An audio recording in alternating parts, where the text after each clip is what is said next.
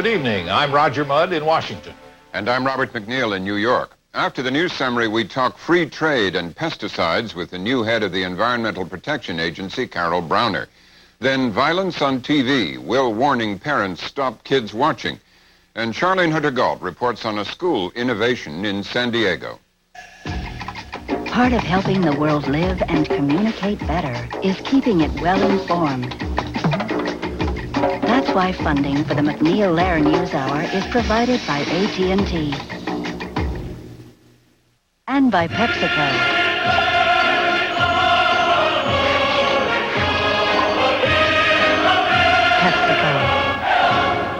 And by the Corporation for Public Broadcasting and viewers like you. Under pressure from Congress, the 4 commercial television networks today agreed to put warnings on programs which are particularly violent. ABC, CBS, NBC, and Fox will start the plan on a 2-year trial basis. The networks hope to have it in place for the upcoming fall season. A warning will also be provided in newspaper and magazine listings. The advisory is designed to make parents aware that a given program may not be suitable for children. Senator Paul Simon of Illinois is one of the lawmakers responsible for today's agreement. This is what he said about how the warning system will be used. We're not suggesting no violence on television. What we are suggesting is we should not glamorize violence. Violence, for example, a show on the Civil War is going to have violence. Ken Burns' series on the Civil War had violence. News on Bosnia is violent. We don't suggest that news ought to be covered. But the difference is news from Bosnia doesn't glamorize violence. What we want to do is to de-glamorize the violence. The networks agreed on broad guidelines to be followed. Each network will decide which of its shows will carry the warning. We'll have more on this story later in the program. Robin?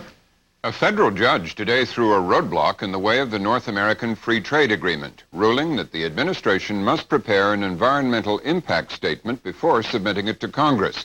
The agreement, known as NAFTA, was negotiated by the Bush administration to ease trade barriers between the U.S., Mexico, and Canada. President Clinton supports the treaty, but wants a side agreement to protect the environment. A coalition of environmental groups challenged NAFTA in court, and it was that challenge which was upheld today by U.S. District Judge Charles Ritchie. Both sides of the issue were quick to respond to his ruling. We believe that court's decision is not in the public interest for 3 reasons. 1, it interferes with the president's ability to negotiate international agreements for the United States of America. 2, it has serious implication in terms of the president's negotiating ability not only for the NAFTA, but also for the Uruguay round and other presidential trade initiatives.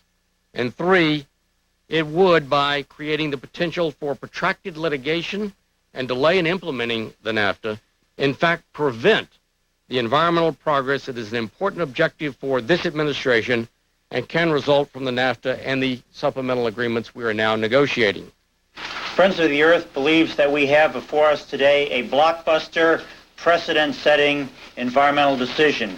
It confirms what we have charged all along, that trade agreements are some of the most profound measures that have ever been conceived affecting the environment. The House of Representatives today voted to continue the 16-year ban on federal funding of abortions for poor women. The so-called Hyde Amendment was adopted by a 255 to 178 vote. It prohibits funding except in cases of rape or incest or when the mother's life is at stake. The Senate has yet to consider the issue. The Commerce Department reported today orders to U.S. factories fell in May for the 3rd straight month. They were down 1.4%.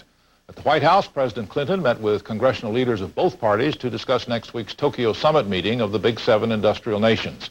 He again called on Japan to open its markets, on Germany to lower interest rates, and on European countries to resolve their differences on agricultural subsidies. Reporters asked the president to comment on recent reports about the U.S. economy. Most of them are pretty discouraging and some are encouraging, but the most important thing is to look at this thing over the long run. We've had 3 or 4 very tough years. There's a global recession. It is hard. 2/3 of our jobs in the late 80s came from exports.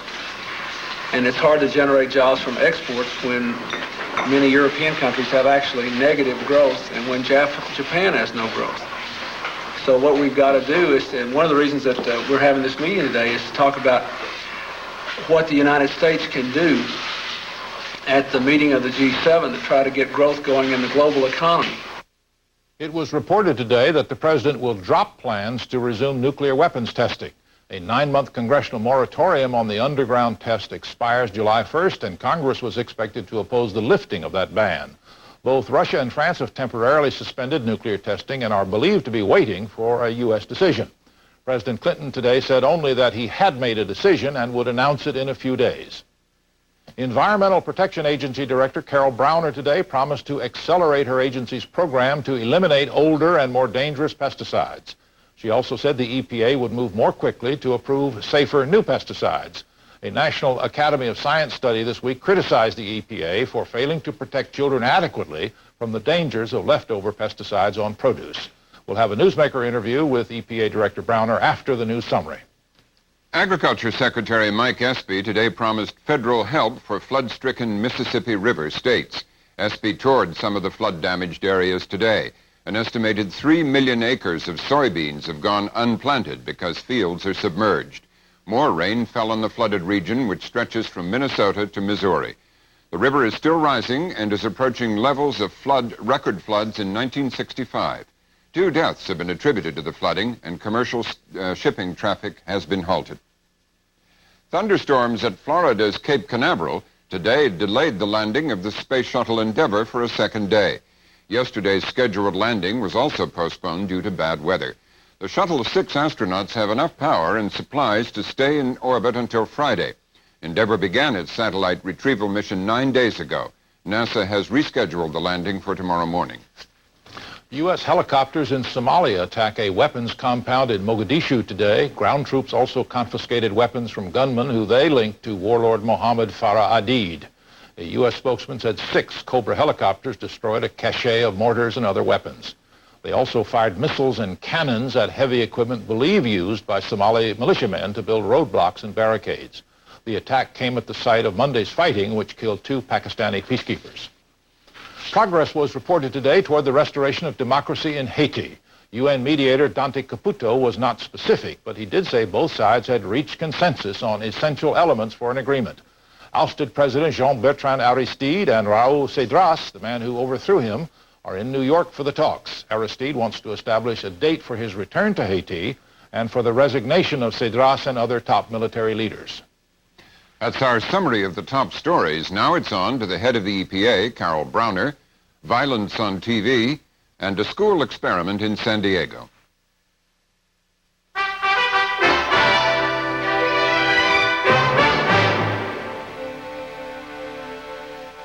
We focus first tonight on the environment. Back in the news this week. Today, a federal judge said that without an environmental impact statement, the North American Free Trade Area Agreement violates federal law and can't be submitted to Congress. And the National Academy of Sciences has called for more attention to the risk of pesticides in children's food. We take up both issues with the administrator of the Environmental Protection Agency, Carol Browner, who joins us now. Ms. Browner, thank you for joining us. Certainly. Has the federal judge really upset the apple cart on the free trade agreement?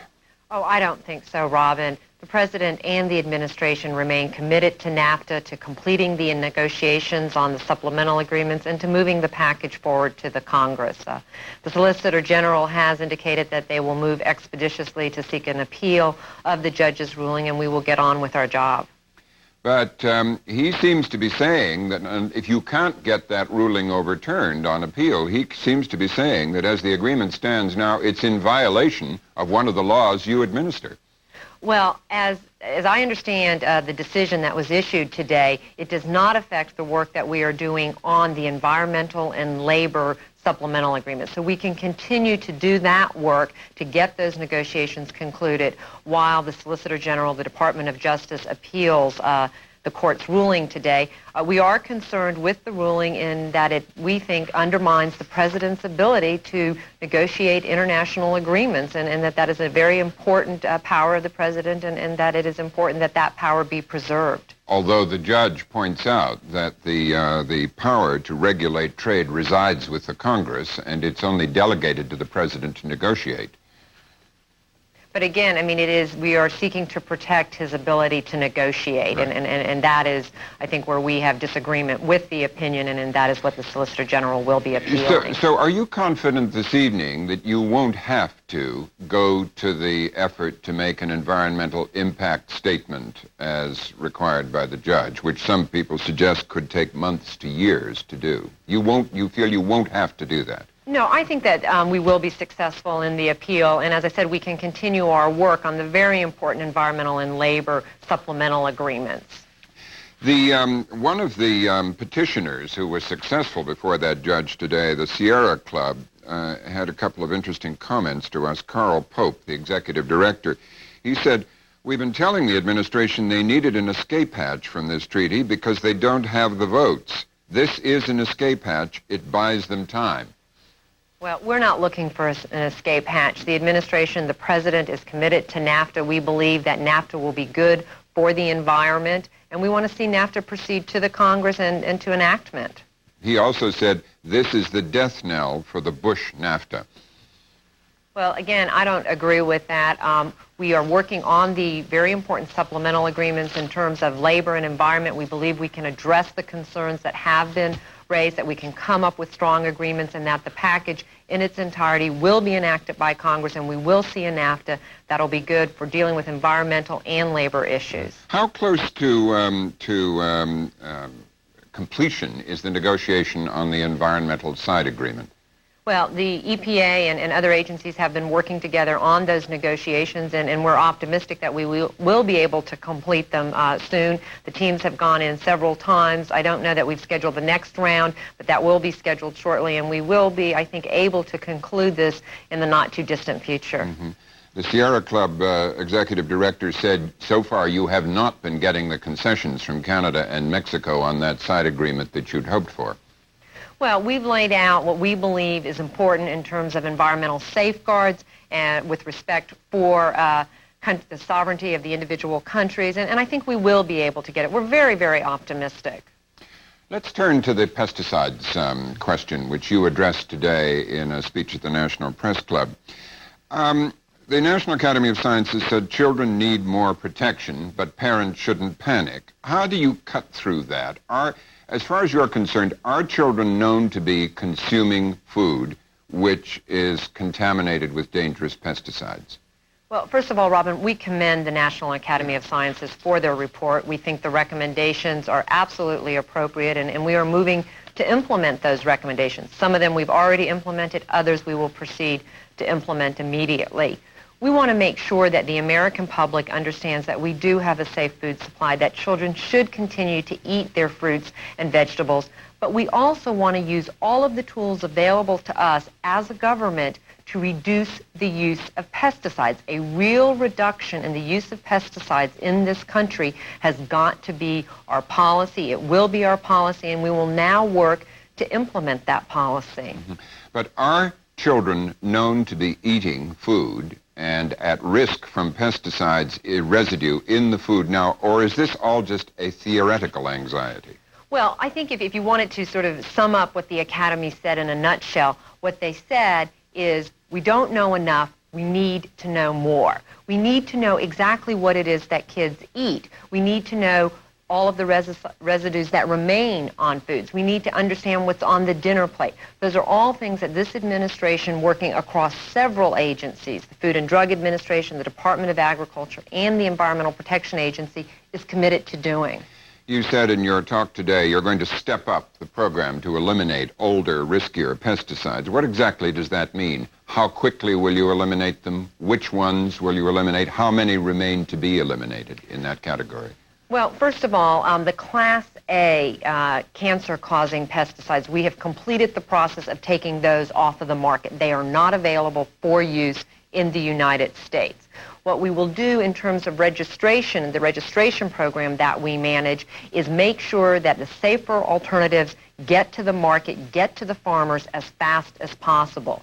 We have approximately 400 pesticides that we are responsible for re-registering by 1997.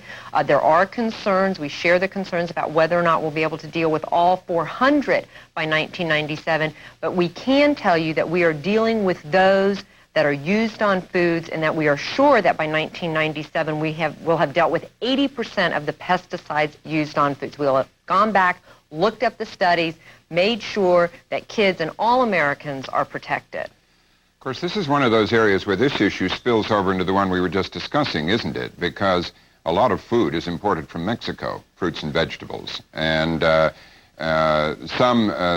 EPA, the federal restrictions on what pesticides can be used are not as stringent, say, as the state of California's restrictions on what pesticides can be used. So it has very direct bearing on what kind of an environmental agreement you get under the free trade area. Is that not so?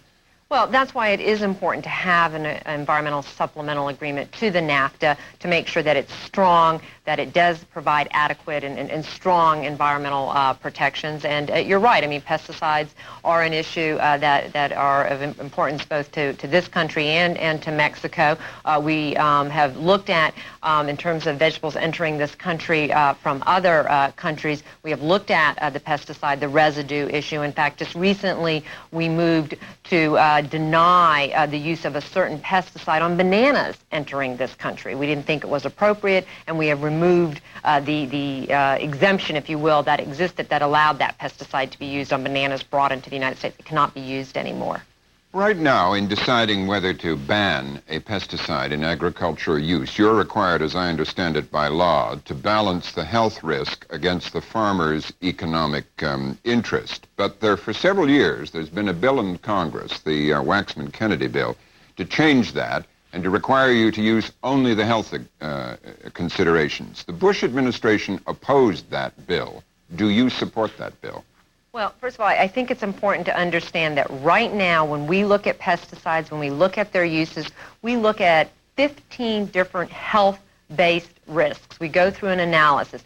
The National Academy in their report suggested that we look at an additional 3, that we look at the question of immunotoxicity, that we look at the effects on hormones, that we look at the issues in terms of impairment of vision and things like that. We are absolutely committed to adding those 3 analyses to the work that we do. We've already started in the case of neurotoxins, and we will be looking at the other 2 very shortly. So we believe, look at the health-based risks, and there is a rigorous process that we subject pesticides to in the registration and the re-registration program. I think that the Kennedy-Waxman bill is a good bill. What we're doing right now in the administration is working, again, across all of the agencies involved in this issue, bringing in all of the parties involved in this issue, the farmers, the chemical manufacturers, the scientists, the consumers, to see what we need to do to give us one of the best pesticide laws in the world to make sure that we can provide a safe and abundant food supply. So you support the Kennedy-Waxman bill, which would eliminate the economic considerations of the farmers as a factor in deciding whether to ban a pesticide? Well, again, we are committed to presenting pesticide legislation to the Congress. We think Kennedy-Waxman is a good bill, but we want to make sure that we explore all of the options so that we have a comprehensive proposal for the Congress. So you're going to submit new legislation to replace Kennedy-Waxman, are you? Is that well, there are a number of pesticide issues that we think would be helpful to deal with in terms of a legislative package, and we're trying, again, to look across all of those issues. In general, I wonder how you feel about something that's journalistically called, and in the environmental movement, the third wave of environmentalism, that we have been, partly as a result of scares and public panics and things, that we've been spending billions of dollars to avoid minute or unmeasurable risks.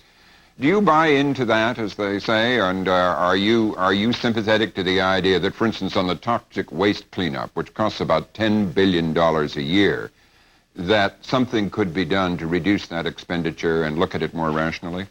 Well, I think, first of all, It's our belief, and we are firmly committed to making sure that all Americans are protected, that our natural resources are protected. I think that it is appropriate to look at how we spend the money available in terms of environmental protection, to make decisions and to move forward to make sure that we provide those protections. I think in the case of pesticides, the administration's commitment to a reduction in the use of pesticides is absolutely the right thing to do. It's the right thing to do to work with the farmers as they move towards sustainable agriculture, as they use integrated pest management, as they use safer alternatives, to work with consumers to make sure that they are getting the food product that they want. And it's not as simple. These are difficult issues. They're very difficult issues. I don't think it's as simple as saying, are we spending too much money? The question is, are we giving our children and our children's children the quality of life that they deserve? Well, for instance, your predecessor, William Riley, who was well regarded in environmental circles, said we're misallocating large amounts of money, and he had in the context of the toxic waste cleanup, in view of the enormous budget crunch that everyone's under now.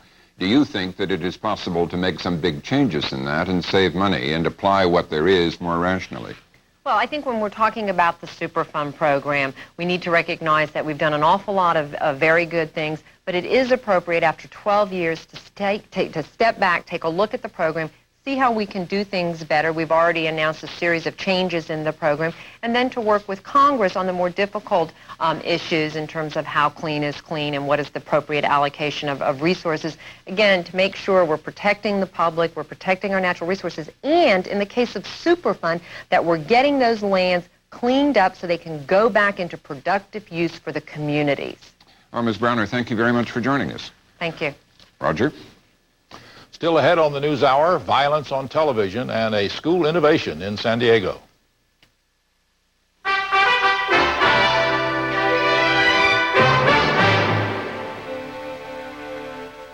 Will warnings about TV violence prevent children from watching violent television? That's the question we turn to next. Today's agreement by the 4 broadcast networks comes after decades of study warning about the impact of TV violence on children. By some estimates, the average American child watches over 20 hours of television per week, much of it presumably unsupervised by parents. We'll hear 4 reactions to today's announcement, but we begin with an excerpt from the Capitol Hill news conference held today by network and movie executives. We're going to try to bring together all the storytellers from the studios, from the networks, from the creative community, and try to examine what is TV violence, what is violence, where lines can be drawn, how can you sustain dramatic narrative, and at the same time try to reduce the level of overt violence. How do you deal with it in a story level? How do you frame a scene? We're going to have more parental advisories on anything that would be considered violent by the standards which we have used for some time. But there's not only going to be more parental advisories, but they're also going to be listed in the body of the show when appropriate, after station break and things like that, where the parent at that stage can be in a position where if they come in the show, halfway into the show, they'll also have an opportunity to recognize that it might have a parental advisory on it, and they can make a decision at that time. Also, it'll include parental advisories in any of the promos. And this is something that's brand new. But it will specifically list in the promo that this is a show that parents should be advised to think about before they allow their children to watch it. We've been in discussions on violence for a year. When I refer to the scholarly approach of Senator Simon as opposed to waiting for legislation, it's only because it's very difficult to decide when is violence counterproductive, when is violence not violence. It's a thoughtful discussion, and we've come at it understanding we have some responsibility, but aware that we don't want equally to turn the dull wasteland, the vast wasteland of television, into the dull wasteland of television, in which nobody watches because all controversial subjects are eliminated. So it has to be done carefully. White House Press Secretary Dee Dee Myers said President Clinton today sent the networks a letter of support. We sample some of our own reaction now. Representative Edward Markey, Democrat of Massachusetts, has been a key congressional player on the issue of limiting violence on television. George Vredenberg is the Executive Vice President of Fox Incorporated. George Gerbner is a media analyst and professor of communications at the Annenberg School of Communications, University of Pennsylvania. He's been monitoring violence on TV since 1967. And Del Reisman is the president of the Writers Guild of America West. Let me ask you, Mr. Vredenberg, to explain how this agreement works. Precisely what will happen when you watch at home a TV show that has violence on it? Well, when you have a TV show that one of the networks has chosen to put in a parental advisory on, you will see on the show itself an advisory advising the parent that this program may contain material which is unsuitable for children. Is that what the warning says? It can be that warning, or it can be modified or customized for any particular program depending on the circumstances. Have you agreed about the frequency with which you'll run this warning across the screen? No, we haven't. What we've agreed to do is to look at every program afresh, anew, to make sure that if there's some unexpected graphic or pervasive violence, or if there's a violent content that one of us judges to require a warning to parents that they ought to look at that program or assess that program for suitability for their children, that we'll put that advisory on the program and on the promos for that program. Does each of the four networks then have its own standard of what's violent and what isn't? Well, there's some general principles set forth in the agreement today, but each of the networks is going to apply those principles as it sees fit and appropriate and apply them to their programming. And who will do the actual judging as to whether this program gets the warning and this one doesn't? Ultimately, we have a program standards and practices department that will initially make those recommendations, but in the end it will be the head of programming or the head of the networks of each of the networks that make those decisions. So the people who will be doing the judging will be, of course, network employees hired by the networks, not independent. That is correct. And have those standard practices been in effect already? This is not something new for you, is it? The advisory program is something new. We've all had standards and practices departments which have tried to eliminate gratuitous or excessive violence in our network programming. What is new is the advisory program, which puts a parental advisory on the program to warn parents about the possible unsuitability of that programming for their children. And if this is the right thing to do, Mr. Vredenberg, why has it taken the network so long to do it? Well, I think we're hearing afresh and anew a request from both our audiences and the people and from Congress to look at this item, to look at violence in programming, to take some leadership in this role in trying to get the industry to move forward on the subject. And the networks have moved forward, and we're soliciting now the support of the cable industry and independent television and syndicators, all of whom, so that we can all adopt a common approach to parental advisories for violence. In Philadelphia, let me ask Professor Gerbner what he thinks of this agreement announced today. You think it's going to do any good? Well, any well-intentioned move in the right direction is to be applauded. This is a recognition that there is a problem. It is a difficult problem. It's a complex problem. I don't think anybody believes that this is a solution. If you have something that peddling something as damaging, labeling it, even legitimize it. It doesn't reduce it by itself. You mean that the mere application of a warning against violence does not eliminate or slow down the production of violent shows? Not necessarily, and it doesn't even eliminate or slow down the viewing of violent shows. There are three problems. I would say 3 steps backward, 1 step forward. The 3 steps backward are, first of all, television is watched by the clock, not by the program. Most viewers don't select out programs. They're relatively non-selective. They don't look at advisories. Secondly, most children have their own sets. Parents do not control their viewing. If more parents send their children to television, and I must say, they have a right to assume that television, the culture that we provide, is safe for them, at least at certain times. They have an absolute right to use television. So this is passing the buck to the weakest link in the television viewing chain, the parent. The few people who will look at these advisories won't even know whether they're promotion or discouragement. In a way, just like in motion pictures, these advisories may even attract rather than detract from the viewing. You don't have then a very high opinion of the sophistication of the television audience to be able to interpret such a warning? The sophistication of the television audience is the same as the sophistication of our people about the environment in which we live.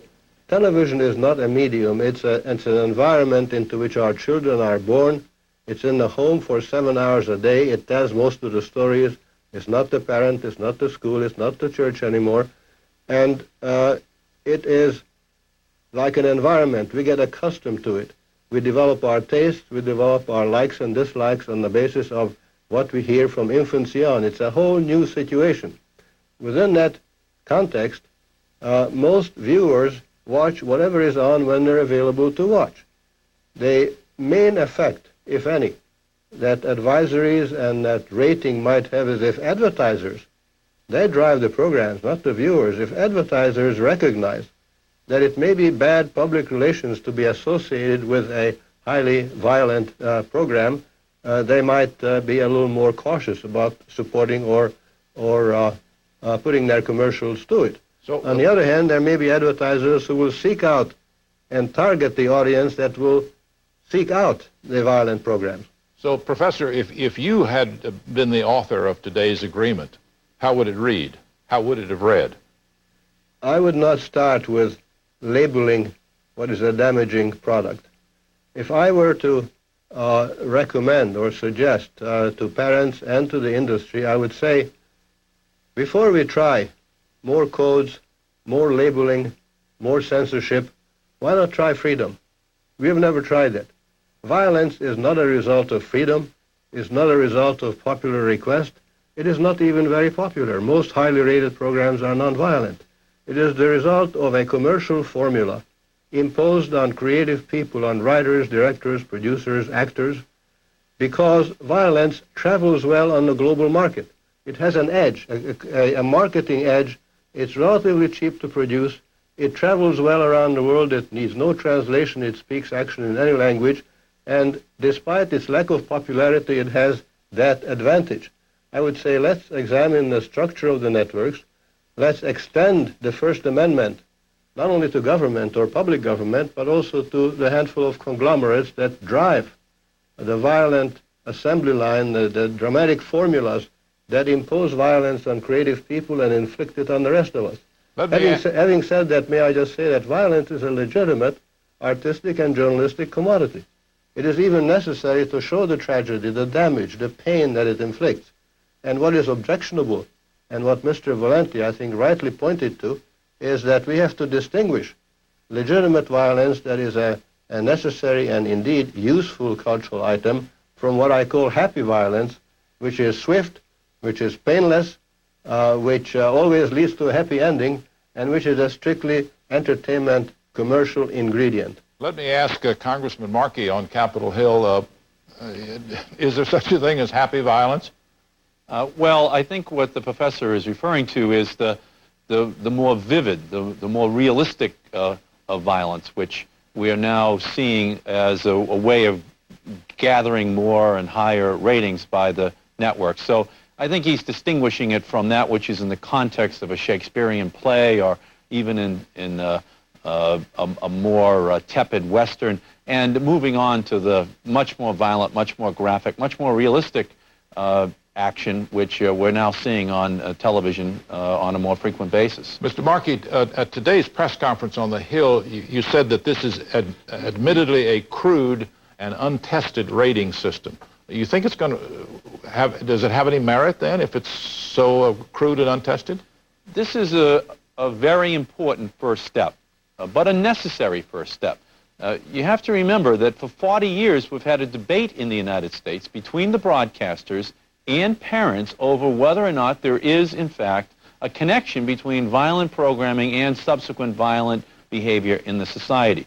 The Kefauver hearings in the early 50s, Senator Thomas Dodd's hearings in the early 60s, Senator Pastori's hearings in the late 60s, all of them identified this as a problem. The networks promised that they would do something about it. For a brief period of time, there was, in fact, improvement, and then the relapse. So what we have here today is now, for the first time, the networks agreeing that they will label the shows, where appropriate, as being inadvisable for children to be watching. And in tandem with the new technological breakthroughs that will make it possible for parents to just zap out offensive programming, because of the ratings, because of the advisories, the parents will have much more control over the viewing of the children in their home. Is that zapping out, as you phrased it, is that the second step that you hope will be taken, that there will be some sort of a computer chip developed so that parents can, in effect, wipe out shows that they don't want their children to see? In the very near future,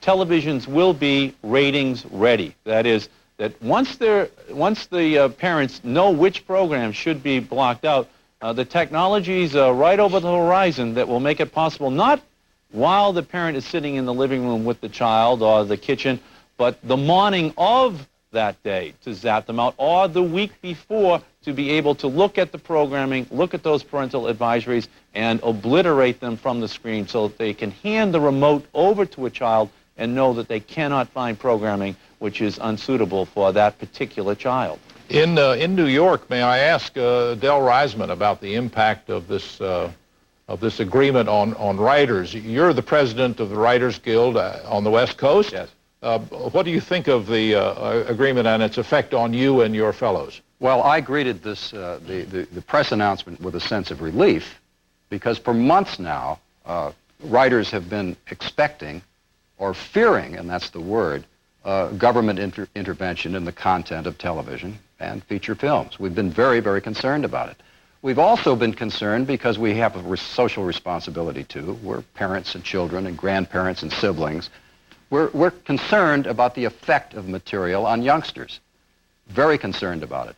But I think that this is a step forward. I think it is some kind of progress. I believe in parental advisories very much. Independent stations use them all the time. I think it's effective. I'm concerned, however, about who makes the selection. I'm thinking of a year or two ago, a brilliant program, Lonesome Dove, a miniseries, which had a hanging sequence in it.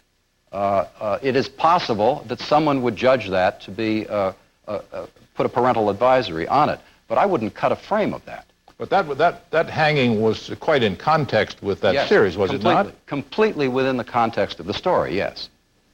So I think that when violence is properly within the context of the story, then it works. I think gratuitous violence obviously doesn't work. But the fact of the matter is that writers have lived with this for many, many years, and we try to balance freedom of expression, which we have in this country and want to protect in this country, try to balance that with a social responsibility. And it is at times very, very difficult to do exactly that. We do not program. We do not have any choice as to what goes on the air, really. But Professor Gerbner said a moment ago that the violence was imposed by this formula because it is commercially transportable, imposed on you as a writer. Do you accept that? I don't really quite understand that point. I think I have written programs which were judged to be violent in their time. I've written them. I think those programs would not be considered violent today. Those programs, however, on the networks were scheduled at a later hour. Now they're syndicated, and they're put on cable channels, independent stations, perhaps at any hour. That's a very difficult situation. I think that stories have to be true to themselves, and I hope that none of this gets into the content of the stories. Let the stories be told, let an audience respond. An adult audience will want to see some of this program. Gratuitous violence, bad storytelling, of course not. Let me shift gears a minute and show all of you some examples of the kind of violence now seen on television. We've got some clips that were compiled by the Foundation to Improve Television, which is a Boston-based group that's been pushing for tougher standards on violence. They say these movies from which these excerpts were taken were shown on various TV stations in the Boston area during prime time last February.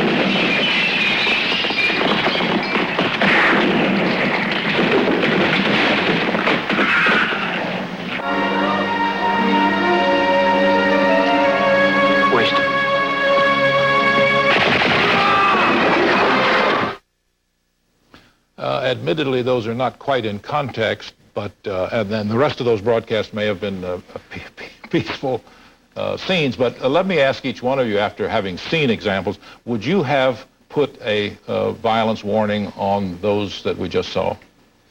It's very difficult to tell without seeing the whole program. If that were an example, an exemplar of what the content of the entire program was, I would think that would be a very strong candidate for parental advisories. How about you, Professor Gerbner?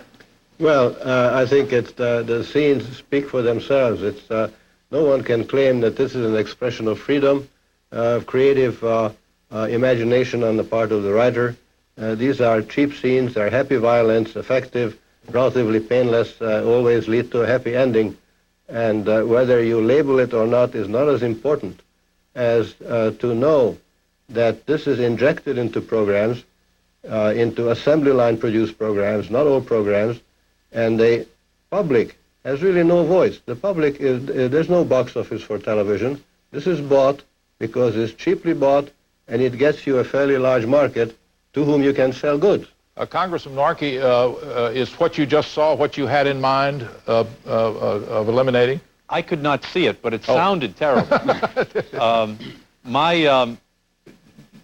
The point here is that yes, Congress won't be rating these. The broadcasters, the Hollywood community will be rating them. And, you know, to just contrast myself, I think, a little bit with Professor Gerbner, the point here is that once there is an advisory on that program, advisors, advertisers will now have to suffer the consequences of having their products attached to that program. You know, the reason that there's so much violence on television is that violence sells, and the networks know it, Hollywood knows it, the writers know it, and the advertisers know it. Well, as of today, the message is anti-violence sells. The parents want a more anti-violent television culture. The Congress does. And those programs that are identified and the advertisers sponsoring them will now suffer a price in the marketplace. And we think that that internal discussion amongst advertisers, broadcasters, Hollywood, will result in a reduction in violence. As a matter of fact, all of the broadcasters today promised that this coming season is going to be substantially less violent than last season, and that's because of the pressure from the parents across the country. Mr. Markey says, Mr. Reisman, that the reason there's so much violence on television is that because it sells, but I know I've read what you've written, and you say that violence on the home screen follows the violence in our lives. Is what we just saw an accurate reflection of what's going on in our lives? I think it's pushed to an extreme in these particular stories, yes. I certainly do. But I think the problem here is not an individual cut of a Clint Eastwood movie. I think the problem is the proliferation of the same type of material. There isn't the mix available on television that there used to be. And that programming is serious. The late, great Fred Allen used to say that imitation is the sincerest form of television. And I think you have a great deal of this coming on now, and it becomes overwhelming. And that's really a very serious problem. I would not think that this is a reflection of life, but all we have to do is read the headlines to know what's going on in our streets. And this is pretty rough stuff that we just saw. But so are the drive-by shootings in my town, L.A. Roger? All right. Well, I've got one quick question for you, Mr. Bradenberg. Why didn't the networks embrace the First Amendment, claim free speech, hire Floyd Abrams, and go into court and fight this as an encroachment of your free speech? Well, this is a program that we ourselves are adopting in order better to inform parents of material that may be unsuitable for their children. At the moment, the government is not imposing anything on us. Strictly voluntary. Strictly voluntary. And no pressure? Well, there's no question that we're responding to a variety of concerns expressed not only by Congress, but also by what we're reading in the polls as well. Thank you. Thank you, Capitol Hill. Thank you, New York. And thanks, Philadelphia.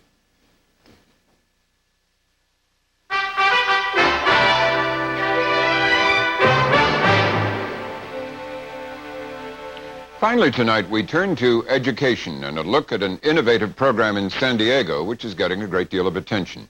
Charlene Hunter-Gault has the story. What you have just underlined are multiples of 3.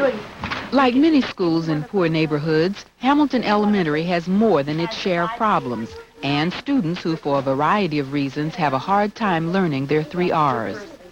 For Tammy White, for instance, getting her oldest child to learn has been more a nightmare than a dream. My son is a difficult child. He has attention deficit hyperactivity disorder. What does that mean? What that means is he has no attention span, very little, and he's very hyperactive. So along with the attention problems, he has a difficult time learning. Typically, schools have not been able to do much for students like Tammy White's son. Pam Noling's twin sons, Carl and Kyle, also have learning problems. And Noling's past experiences with schools led her to expect little help from school officials. They would have said, well, this child has a behavior problem. We don't want to deal with it.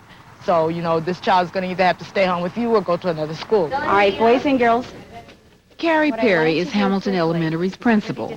She says her school was overwhelmed by the types of problems she and her teachers had to deal with every day. We were not prepared to deal with those social services needs that they had, and they were coming with many of them.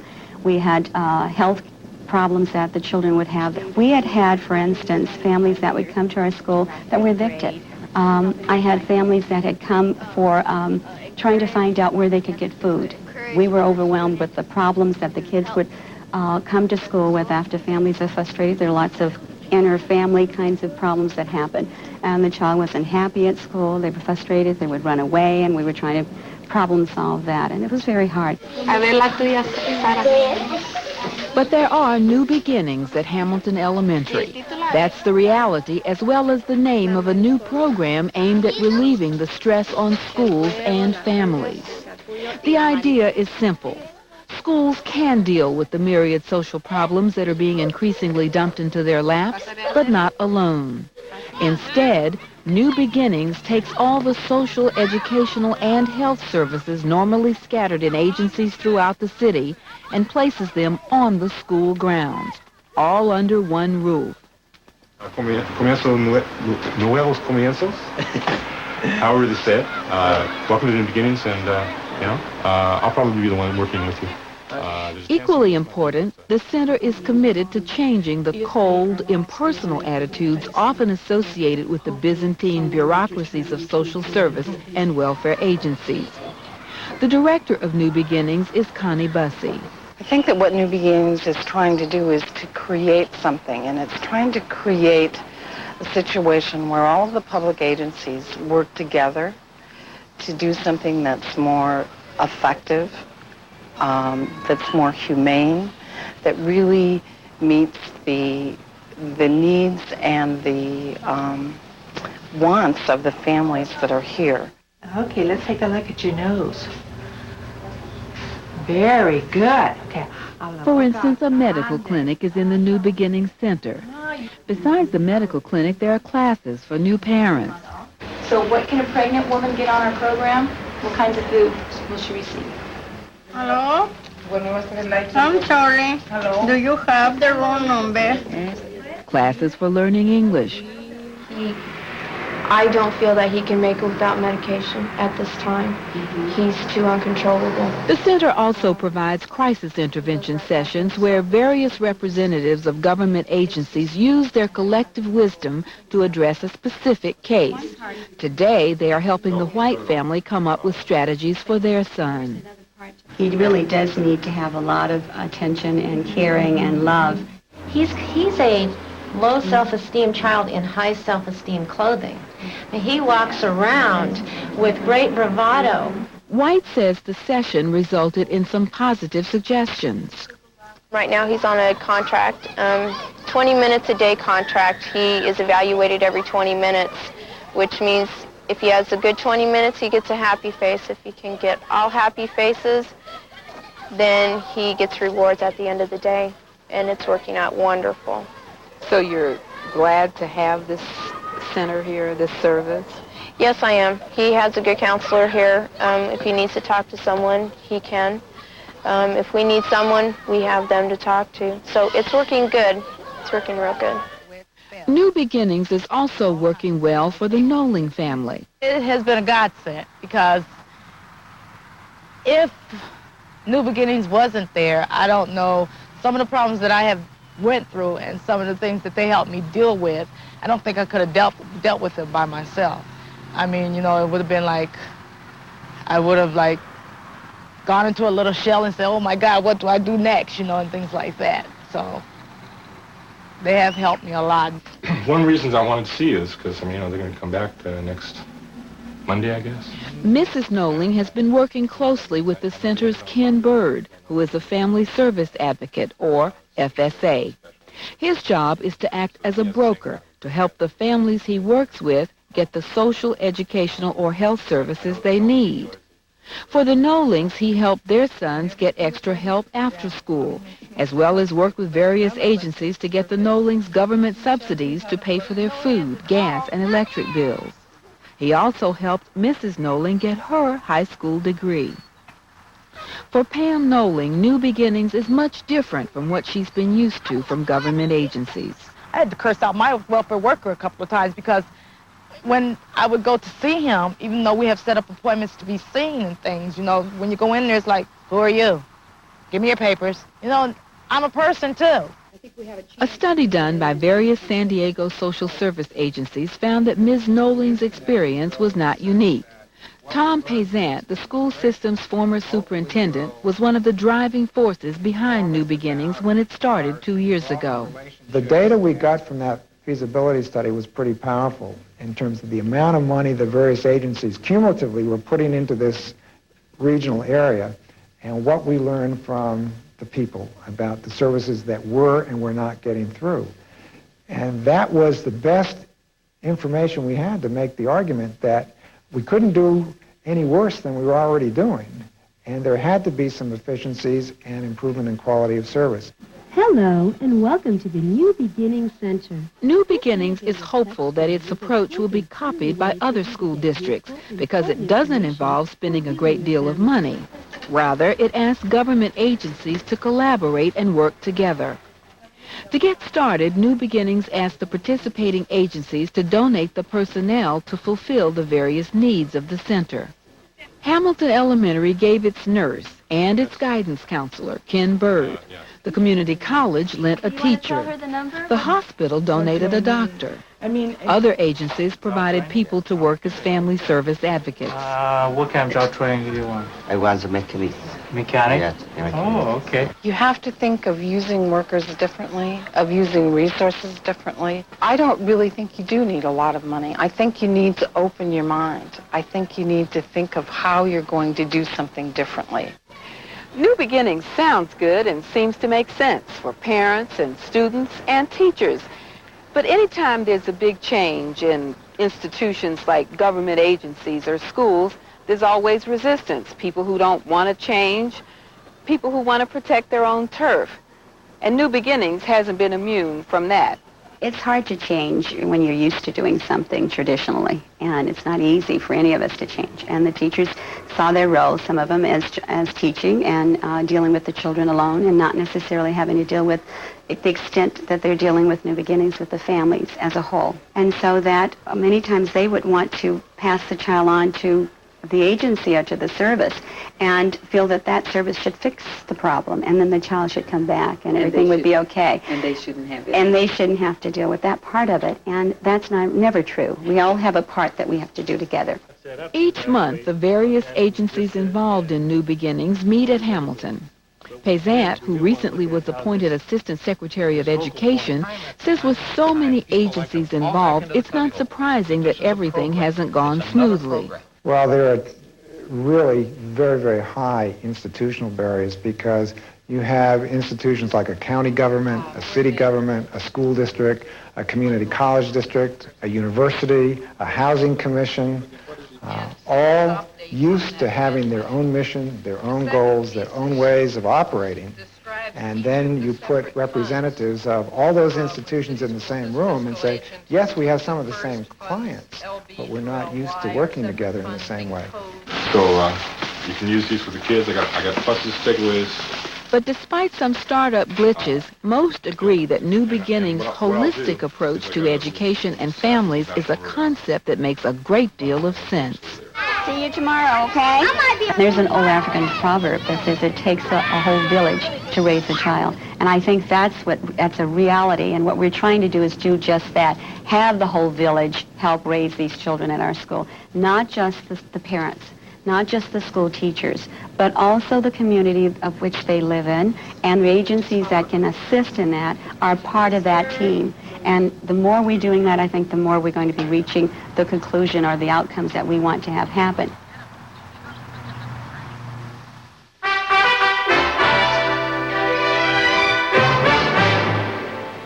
Again, the major stories of this Wednesday. Under pressure from Congress, the 4 television networks agreed to put warnings on programs that are particularly violent.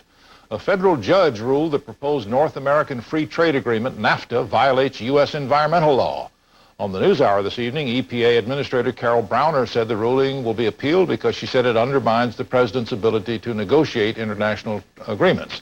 And the House of Representatives voted to continue the ban on federally funded abortions. The Senate has not yet considered the measure. Good night, Robin. Good night, Roger. That's the NewsHour for tonight, and we'll see you again tomorrow night. I'm Robert MacNeil. Good night. Funding for the MacNeil-Lehrer NewsHour has been provided by PepsiCo.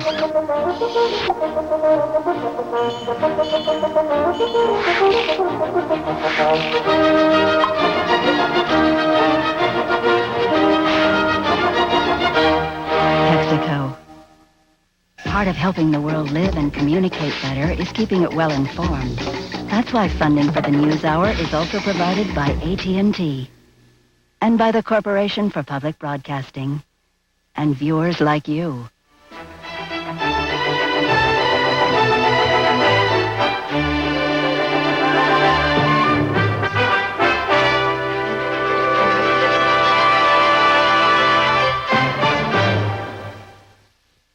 Video cassettes of the MacNeil-Lehrer NewsHour are available from PBS Video. Call 1-800-328-PBS-1. This is PBS.